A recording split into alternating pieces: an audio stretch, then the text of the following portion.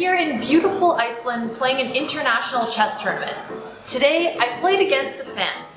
I love Botezlive! While he was only 1400, the game was instructive and hopefully you can learn from his mistakes. I played d4. Shocker. He continued with knight f6, and here I played knight f3 because I had prepared a London against him, so I was expecting him to play d5. But instead, he pushed g6.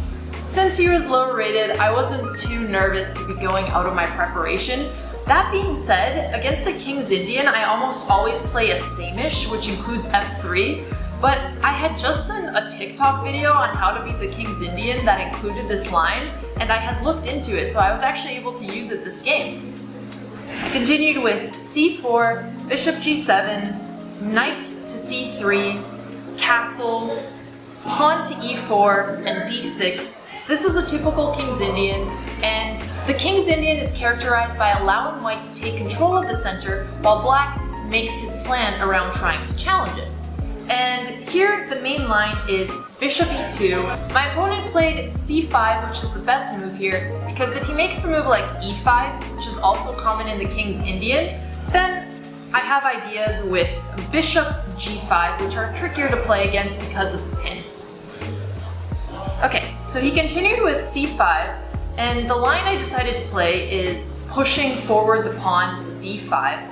And here he played bishop to b4, attacking my knight. I kicked it away immediately, thinking that he can't go back because his bishop is going to get trapped. He doesn't want to waste time going back because then he gave me a tempo. I would have wanted to push this pawn up anyway because my bishop wants to go to e3 and it doesn't want to get kicked out by the knight. So his only option with going into this plan is to take the knight, and the computer thinks this line is okay. I personally don't love trading the bishop pair this early, but the reason why he wants to do it is because by trading off my knight, he now is going to have more control over the center. Here he played knight to d7, I castled, and this is where my opponent made his first mistake. And it wasn't a big mistake, it was one that makes sense because following his plan, he had just traded off my knight, so he probably thought that this square was his for the taking. But the problem is that after he moves his knight into the center and I move my bishop back to defend the pawn, it doesn't actually have any threats. All of the squares the knight can go to, except for going back, are controlled by my pieces, and now I'm going to get f4 with the tempo. The plan he should have gone for here is the idea rook e8 with trying to push d6 in the future. He wants to open up the center. But instead, he played knight to e5. I moved my bishop back. Here he played a6, preparing the b5 push, which is another main idea for black. Again, when you give white so much space in the opening, your defense plans usually have to have some kind of pawn break. I continued developing my pieces. I was happy that I could put my bishop on e3, and once again, the knight wouldn't be able to kick it. He continued with rook b8 to try and support his future b5 pawn push. And here's where I made my only mistake during the game. I played queen to d2. I was playing pretty quickly. And what I missed is that he could have actually gone b5. I miscalculated thinking that I could win the pawn, but if I would have taken, let's say I take with the bishop at the end here, he can actually recapture on e4.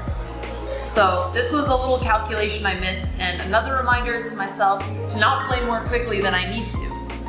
Luckily for me, he didn't see it, and because I was playing so quickly, I think I induced him to also play fast. And here he made a big mistake. He played queen to d7. And what that does is it takes away the only square the knight has to go back. But that being said, I asked him why he blundered, and he had a different answer than I expected. And why do you think you blundered?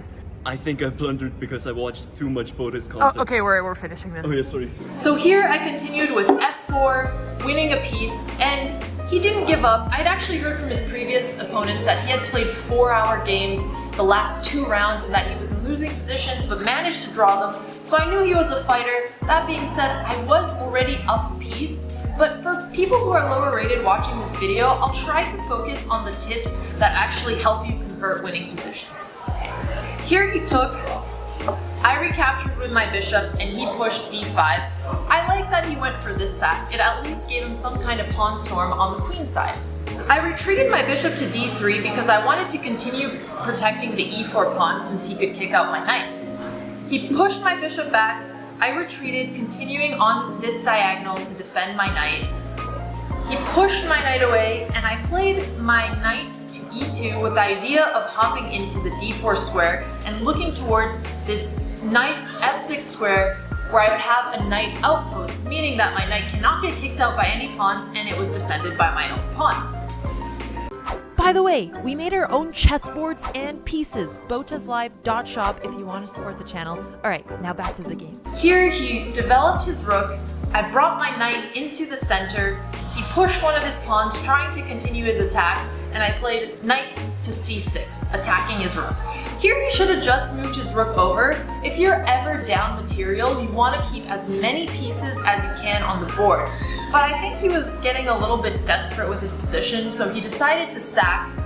I recaptured, queen took, and here I noticed that he was attacking my pawn on e4. The easiest way to win when you're up a lot of material is usually to simplify and trade off more pieces.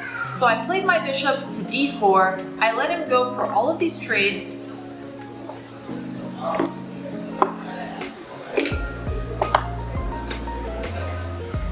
And now that we had traded pieces, we had also opened up files, it was really easy for me to finish the rest of the game, which I'll just show you quickly. I brought my rook into action, attacking his queen and the pawn behind it. He moved his queen back. I gave him a check, hoping that he'd fall for checkmate by going something like this. It would have been a fun video, but of course, he just moved his king back. I took the pawn. He tried defending his pawns one more time. I pushed forward. He went for his last trick here, which was trying to go for a pass pawn, but unfortunately it didn't work. I took here and he resigned. If he had pushed, trying to go for the promotion, I actually had a nice checkmate where I could take the pawn on the side.